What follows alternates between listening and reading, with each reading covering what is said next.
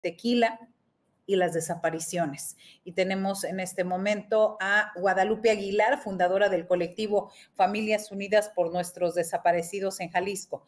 Muy buenos días, Guadalupe. Buenos días, muchas gracias por el espacio, a sus órdenes. Gracias, Guadalupe. Hablar, les decía yo, de desapariciones en Jalisco.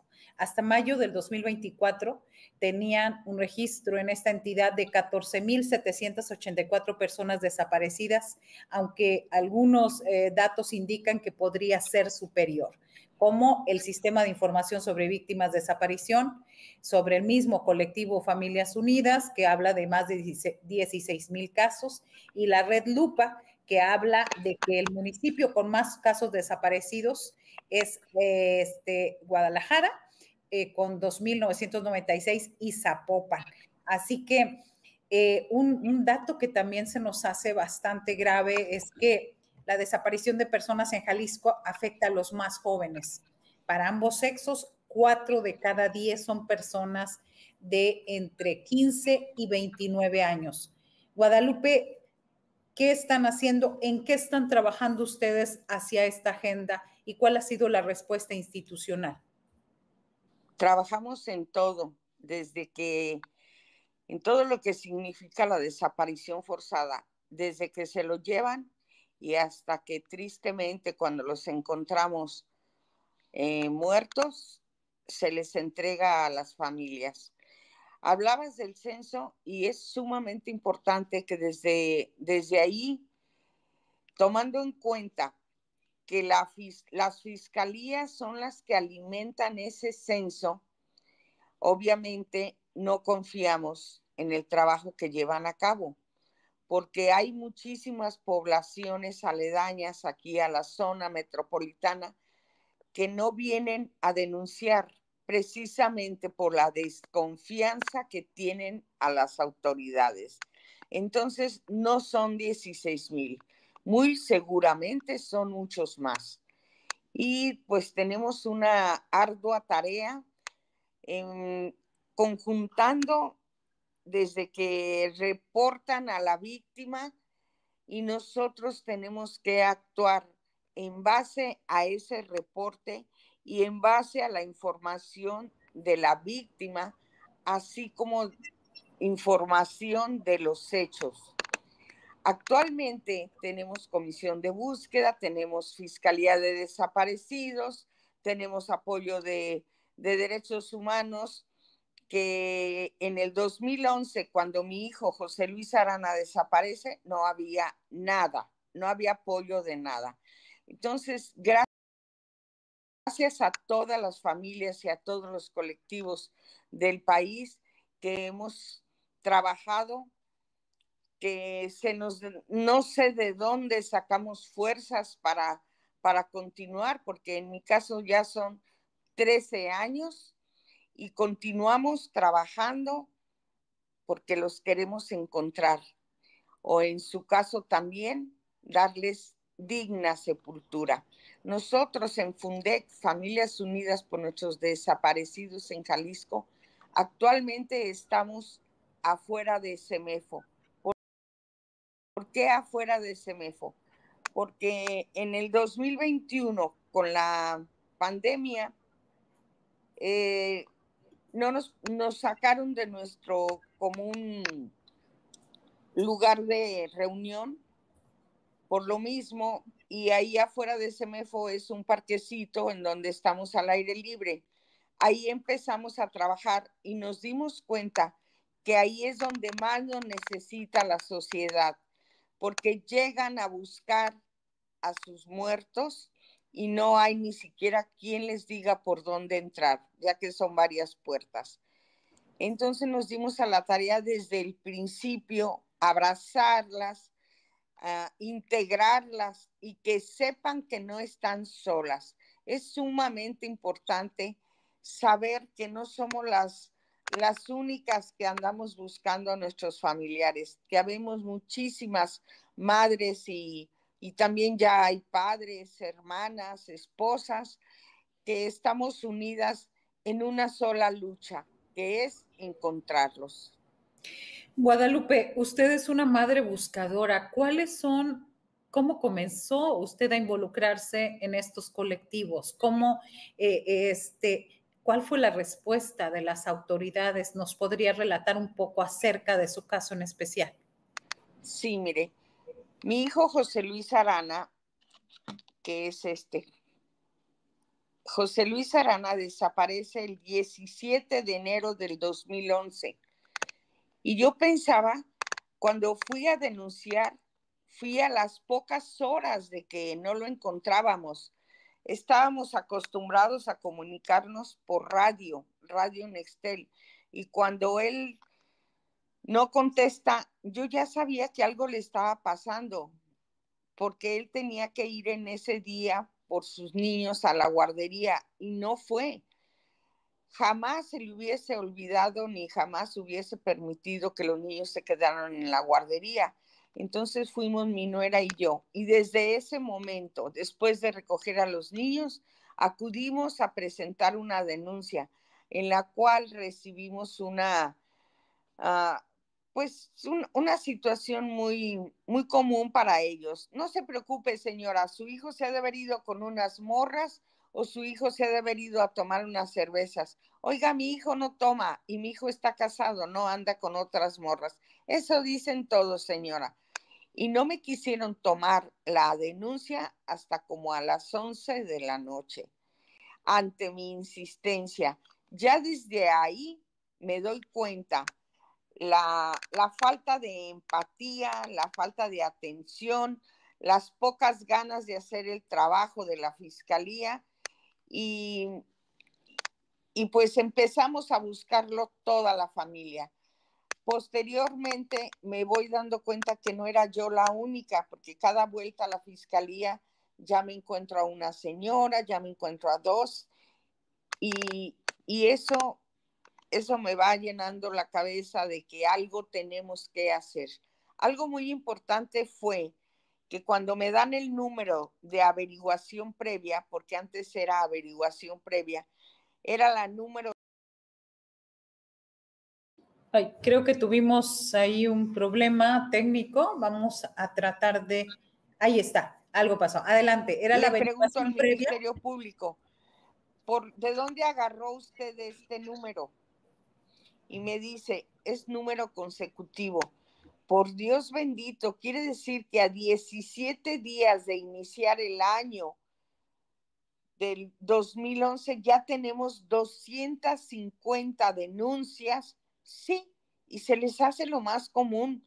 A cualquier persona se le hubieran puesto focos rojos, nada más de pensar que había ya tantas denuncias de desaparecidos. Y poco a poco me voy dando cuenta. En conclusión, al darme yo cuenta de la incapacidad y de la poca empatía y desconocimiento del problema de la desaparición forzada de parte de las autoridades y principalmente de su poca ayuda y colaboración, es cuando nos decidimos a juntarnos varias madres para buscarlos nosotras.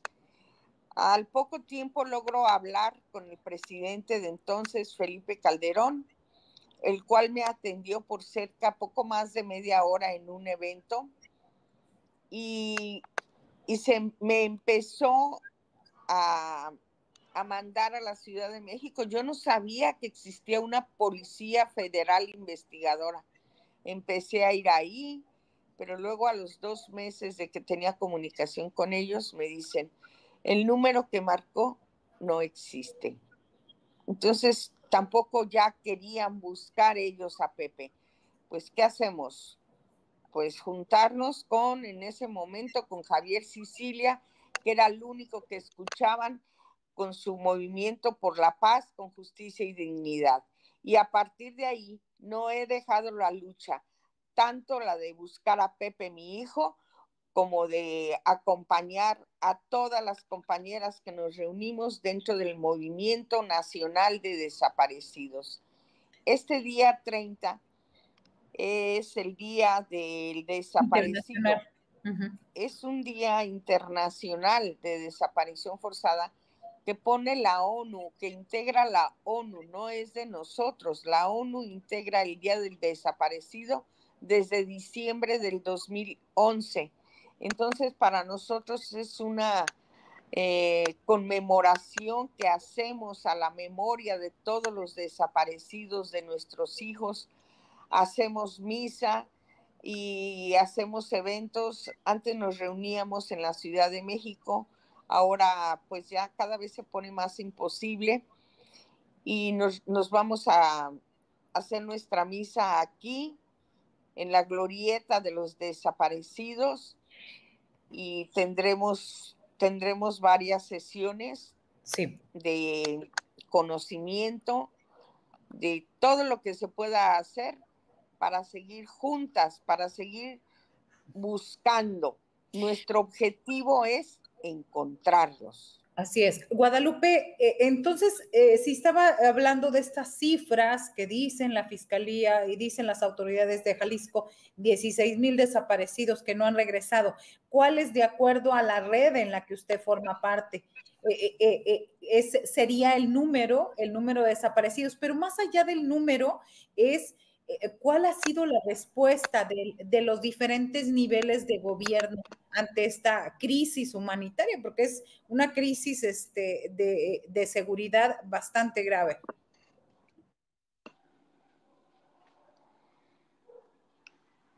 Se está cortando la señal. Ah, ya. Nosotros la escuchamos bien aquí, todavía. ¿Sí me alcanzó a escuchar? No, no la escuché porque se cortó Sí. la señal de su Le decía yo que son 16,000 de acuerdo a las cifras oficiales. ¿Cuántas personas son desaparecidas de acuerdo a la red donde usted está?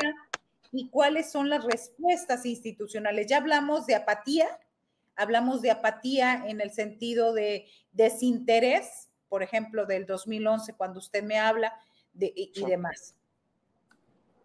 ¿Sí me escucha? No, no la escuché. ¿Quiere salirse de la transmisión y regresar? Porque sí la estamos escuchando nosotros aquí. Ya la escucho otra vez. Okay. ¿Cuál era su pregunta? ¿Cuántos desaparecidos hay en Jalisco? Tenemos nosotros contabilizados más de 16,000 desaparecidos.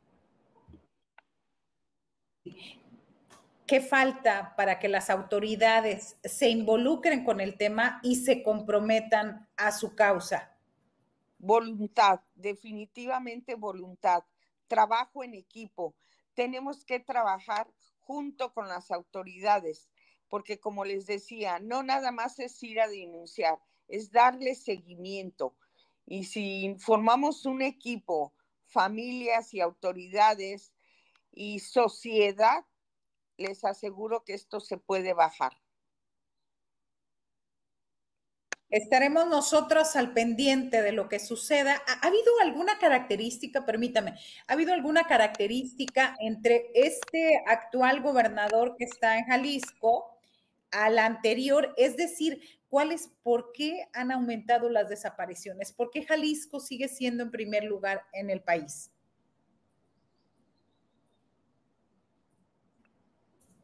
No, seguimos con problemas. Me decía que si ha habido algún gobernador. ¿Cómo ha sido el actual de los gobernadores? Muy poca recepción. ¿Sí se me escucha? Sí. Tuvimos en este sexenio muy poca comunicación con gobierno del estado, como que cumplió indicaciones de gobierno federal, porque tienen que saber que el gobierno federal en este sexenio jamás nos recibió. No estoy hablando que nos haya recibido a Fundec o a Guadalupe Aguilar, no. A nadie de los desaparecidos. Se concretaron a atender solamente al grupo de Ayotzinapa. Sin embargo, los más de 100,000 desaparecidos en el país, no se nos recibió a nadie del movimiento nacional ni de ningún estado. Entonces, cuando no le das importancia, supongo que crece el problema. Primero que nada hay que reconocer que se tiene un problema. Si no reconoces un problema, no se le puede dar solución. Entonces, el gobierno federal y el gobierno estatal no reconocen la gravedad de la desaparición forzada.